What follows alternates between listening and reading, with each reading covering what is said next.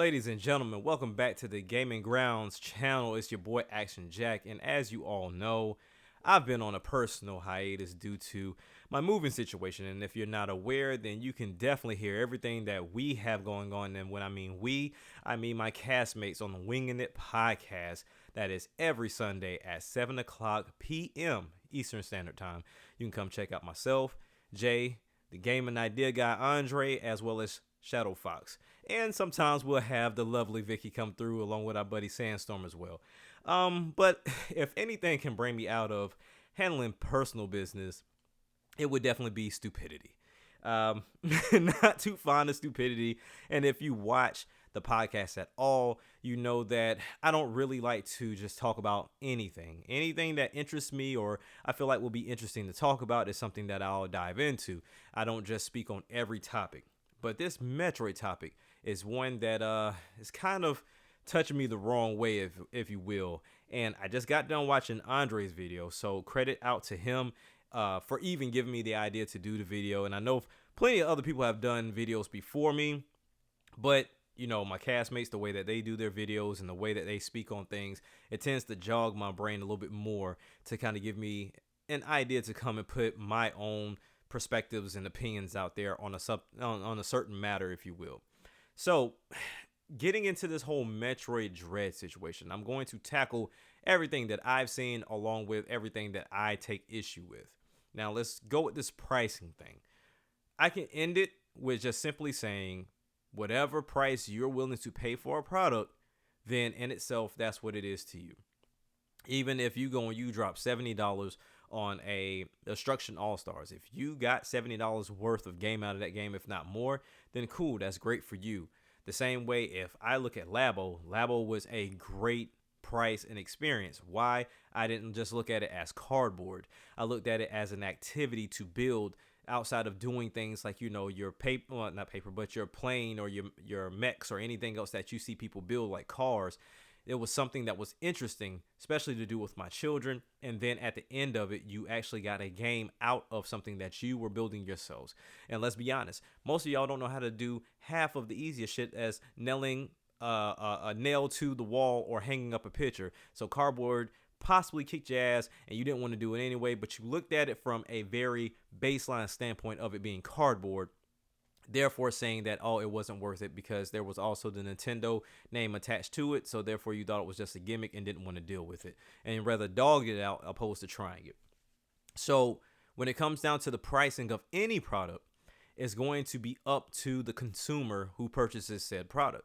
Now, I don't understand how anyone can look at a game like a Metroid Dread and say, hey, side-scrolling is not hyper realistic, it doesn't have 4K graphics, so therefore it's not $60, because we were just paying $60 for games that didn't have any of that.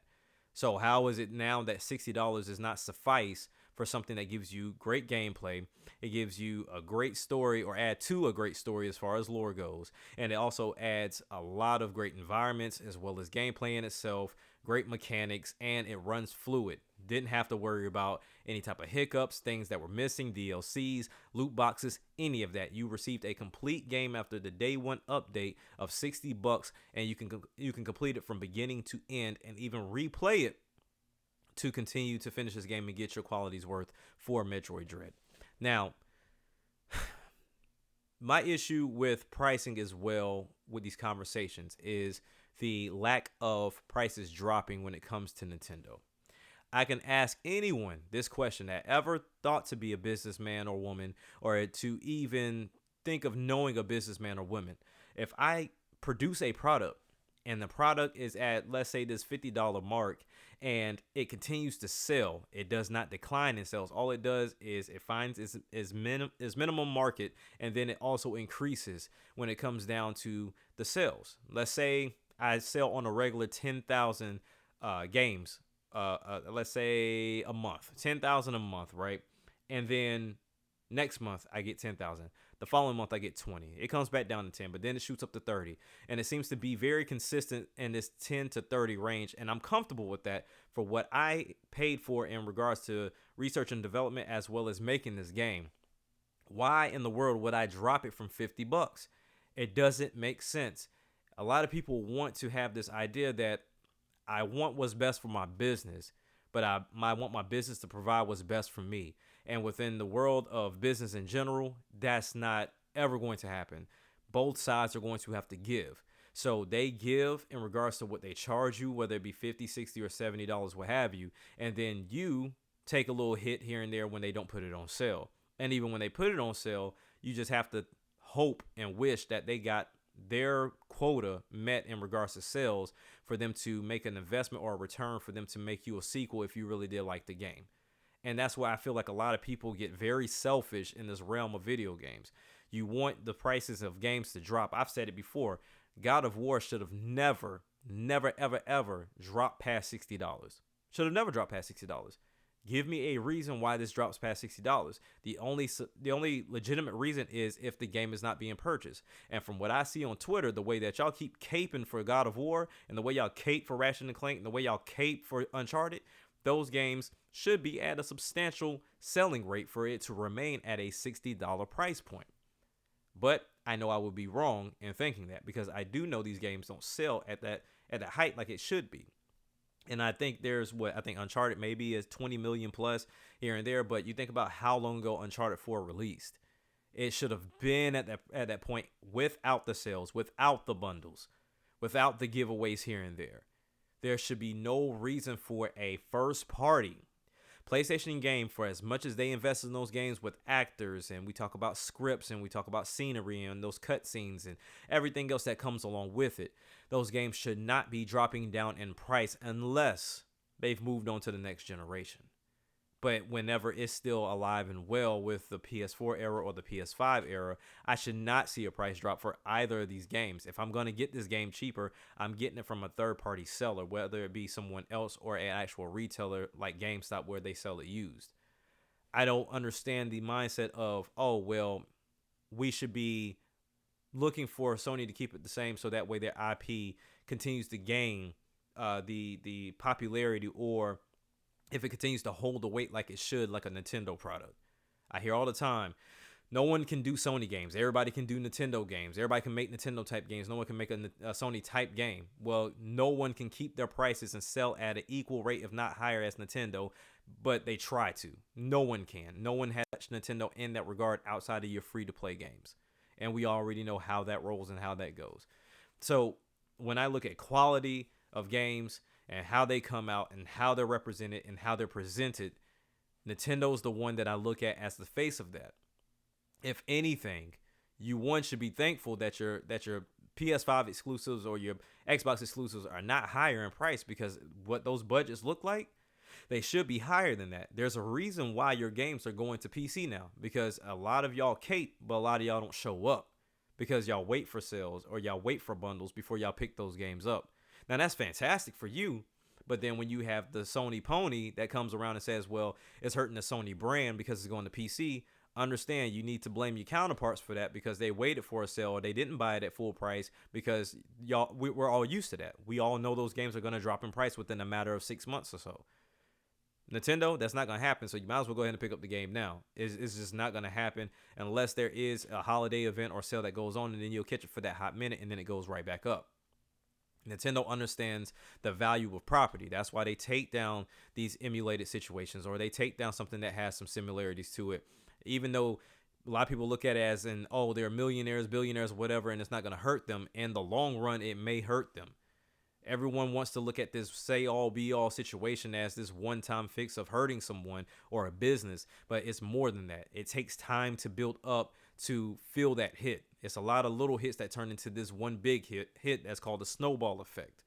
So when I look at pricing for Metroid Dread, $60 is worth it to me. You know what I'm saying? Like for a God of War, $60 was worth it to me. Ghost of Tsushima was $60. $60 was worth it to me. Now, unfortunately, I didn't get a chance to buy it at $60 because I didn't have a PlayStation at the time. So when I did get it, I caught it for the $25. Now, would I purchase it at $60? Of course. I plan on upgrading to the director's cut whenever I get done with the original game. So that's what I intend on doing. Plus, I'm not quite sure if I'm going to hold my PlayStation either way.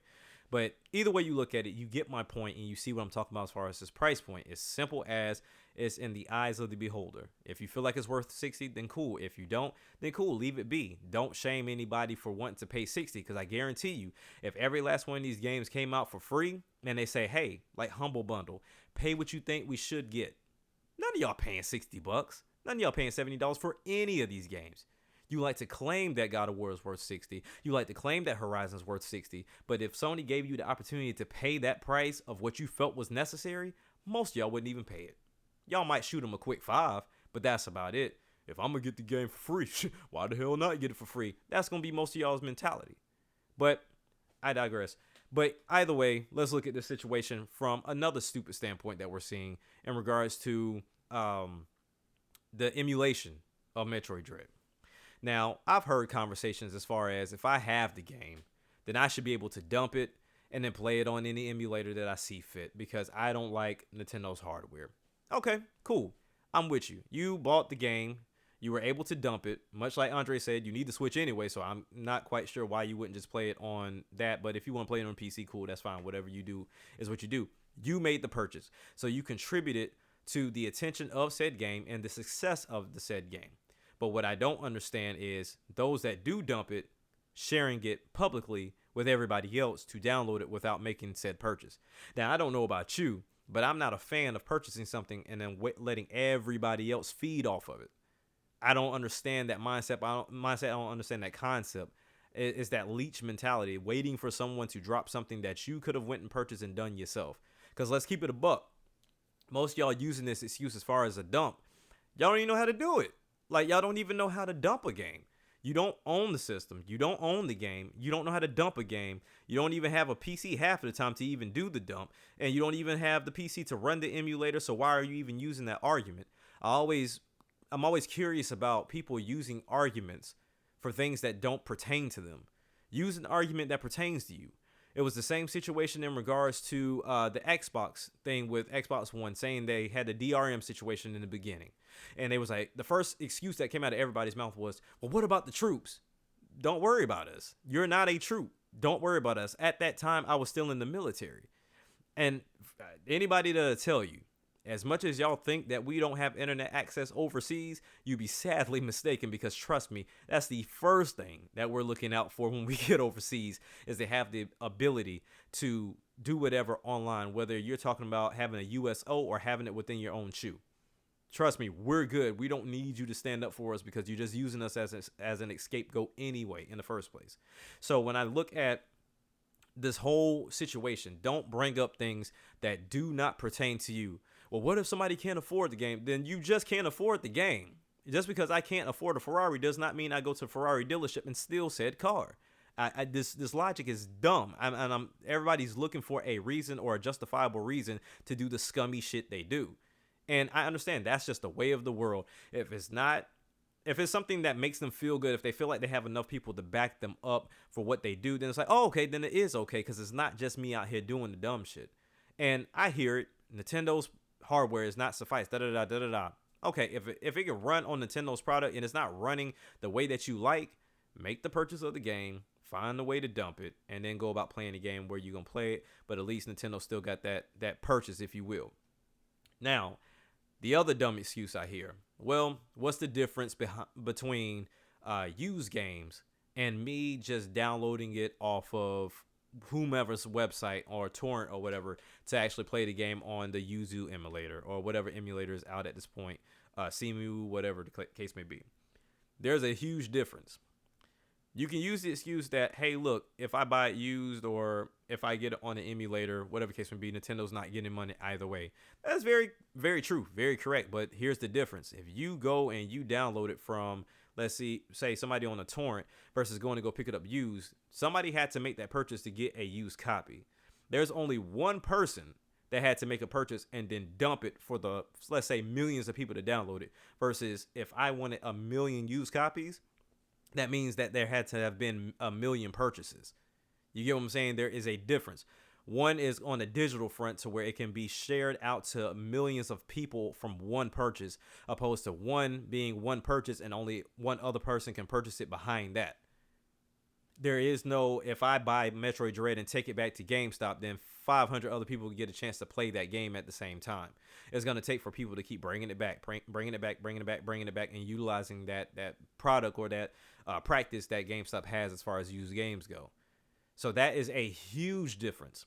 For you to have a used game, you have to have that same number of purchases. With a digital situation where someone purchases it and dumps it, no one else has to purchase it other than that person. So Nintendo in itself still gets hurt. The Metroid franchise in itself still gets hurt. Now, let's go ahead and catapult into why that hurts Nintendo. We're not even looking at this from a financial standpoint. We're looking at this from an interest standpoint.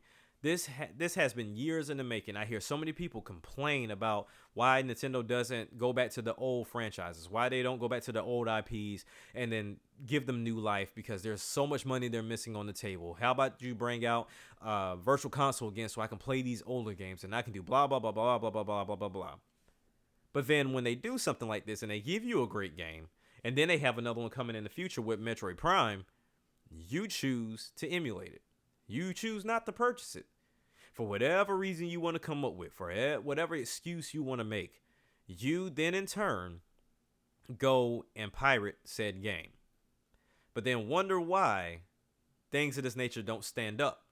When you look at Mario and Zelda, no matter how much they get pirated, those games are going to be all right. When you look at a Pokemon, that game's going to be all right. Games like Metroid, games like Donkey Kong, games like Kid Icarus, when you talk about Kirby's, those games don't hold up that well. So they need every little purchase that they can get. They need every little squeeze of the lemon for them to fill up a full pitcher of that lemonade.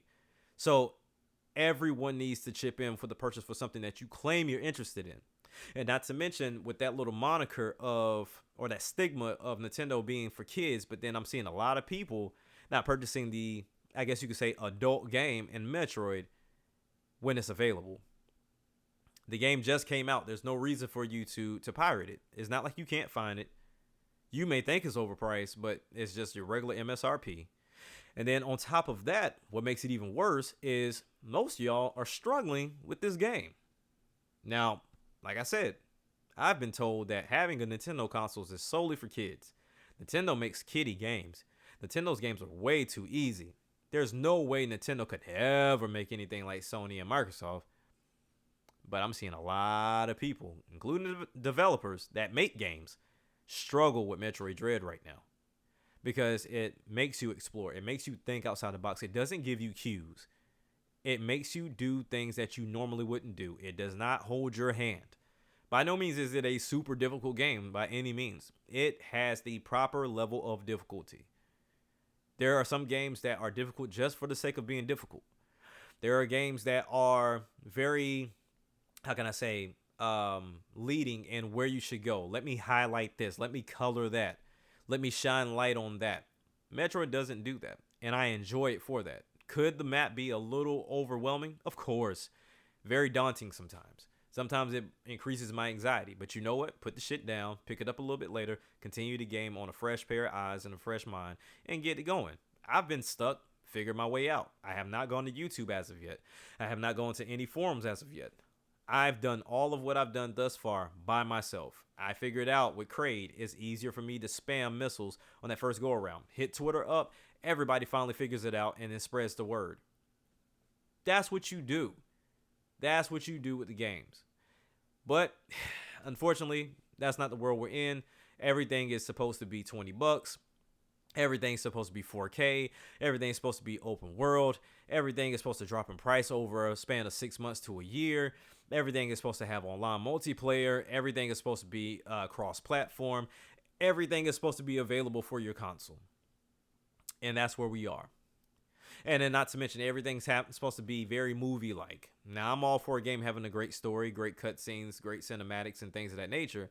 But when majority of your game is cutscenes, and a lot of those high action situations are going to be the same as the next person that plays it, opposed to if I go and I talk to someone about my Breath of the Wild situation, or if I go and talk to somebody about my Metroid situation, we're going to have different stories. We're going to have different scenarios, different situations. Now, those cutscenes are going to be the same, but how we went about beating or solving or getting through a certain situation, or what part did you go to first and how did you do this, will be different. Nintendo gives you the opportunity to do things like that. And that's what I'm appreciative of those games. Even when you look at Mario Odyssey, you can look at speedrunners. There is no one way to do anything, one way to beat a level. If you get real good with Cappy, if you get real skilled with how you move around and maneuver in that game as far as taking over certain components of that game, or like I said, even with Cappy, you could really find different ways to traverse through these levels. And then to let you know that Nintendo's thinking of that, some of those areas have coins in them. So they already thought outside the box that, hey, someone is possibly going to make it up here. So it's almost as if they had speedrunners in mind. But Nintendo games are not worth $60, of course, because they don't run at 4K. Or sometimes their games, such as Xenoblade, drop down to 540 sometimes, or the frame rate may drop as if all games' frame rates are just stable as shit. Because let's keep it a buck, we were all promised 60 frames last generation. We're somewhat just getting them now. 4K does nothing for your game but make it look pretty. Like I said, you can walk up on a girl and she can be pretty as hell, but she can be dumb as hell too. Same thing with the guys. He can be handsome, but he can have a single thought in his head, and that is just the only thought, very one-dimensional. So understand that, yes, the graphics is going to draw you in, but is the gameplay and the story going to keep you? And hell, even for myself, much like my castmates, they're deep in the lore of Metroid. Me, not so much, because just like Zelda, I didn't care for the previous games because those were not my type of games. But then when I play their latest games, I end up not only beating those games, but then I enjoy those games, then go back to those other games with that enjoyment and finish them. I played previous Zelda games before I've tried them out, but I just never finished them. Finished Breath of the Wild, and then went back and finished those games. Same thing with Metroid. I'm going to finish Dread now and possibly jump myself back to Super Metroid, because now those frustrations and things of those natures don't bother me anymore because I sat down and I took my time to play them. So these are the things that I look at with this entire Metroid situation, which I feel like is helping it within the sales because it's being talked about and it's continuing to be talked about, opposed to just the release, and that's it. The release, the price, the pirating, all this with Kotaku, PC Gamer, Nintendo and themselves. Everything else is getting attention around this game, and it's the attention that it needs because people need to see this game for what it is and also need to see Nintendo for who they are as well. Don't let nobody else tell you Nintendo is just for kids when Nintendo has awesome games that these other companies couldn't even touch if they wanted to. There's not a single company that can touch Splatoon. It's not a single company platform that can touch Metroid, that can touch Mario, that can touch Zelda, that can touch Astral Chain. We're going to see if Project Eve can touch Bayonetta, but I guarantee you Bayonetta 3 going to blow Project Eve out the water. There's not a single platformer that can touch Donkey Kong. There's not a single fighter that can touch Smash. There's not another sports game out here that can fool with Mario Tennis, Mario Golf, the Mario Soccer games, the Super Striker games, the Mario Party games. There's nothing that can touch them. Because not only are they quality, even if they come out bare bones in the beginning, we all saw the excelling points of Mario Tennis. We saw how it evolved. Mario Tennis, yes, bare bones. Shot through the roof. That is a completely different game, and you didn't have to pay a single dime. Same thing when it comes down to Mario Golf. It's one of those things that you just have to experience, and this is the same thing they said with the Nintendo Switch when it first came out. You're looking at it, you don't see the appeal, but when you try it, you feel the appeal. You know what it's about. It was the same thing with OLED. I don't own an OLED. I was going to get one, but I'm like, I'm going to keep my Animal Crossing Switch. But now that I have a part-time job at Best Buy, I got a chance to see that OLED. And man, it took everything in me not to go across the street and go get one from GameStop. It took everything in me. I had to hold back on it. So it's one of those things you just have to experience. Stop letting Twitter entice you. Stop letting Twitter keep you away from great games. And they keep sending you to these highly Metacritic score games that you don't even enjoy. Or these games are supposed to have high Metacritic scores and they talk great game about them because they run at 4K this, or they run at 1080 60, or they have ray tracing, or they can do this or they can do that. But then the game is just bare bones. There's nothing to it. Has great cinematic, great placement pieces that make it look like it's just the greatest thing ever. But it's giving you nothing of substance in a game. And understand these are video games. These are not real life. It's supposed to be escapism for most people. But at the end of the day, we want real life situations for what? Why would I try to escape real life with more real life within my video games? That's why I'm not a big fan of first person shooters. Been there, done that.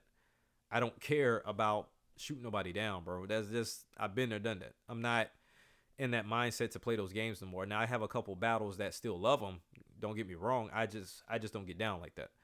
But it's to each his own. And that's what everything comes back around full circle.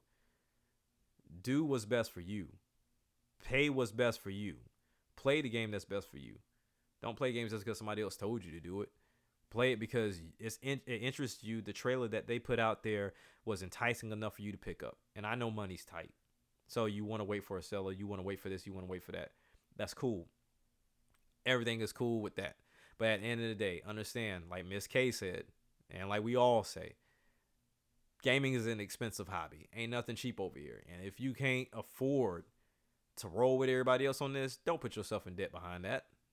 Wait until they go on sale. But for those that just pirate or whatever the case may be, that's just stupid. There's no reason. I don't care how you feel about Nintendo. Nintendo gave you a product that you're interested in, but because you don't like their other practices as if it harms you in any kind of way, then you just feel like it's justifiable to pirate. I don't understand that. And like I said on Twitter before, allow me to come and take some of your content for those of you that have, a few 100,000 followers, a couple million followers here and there, and let me take your videos and put them on my channel and just say, oh, this is a compilation of the best of, or blah, blah, blah, blah, and let me monetize.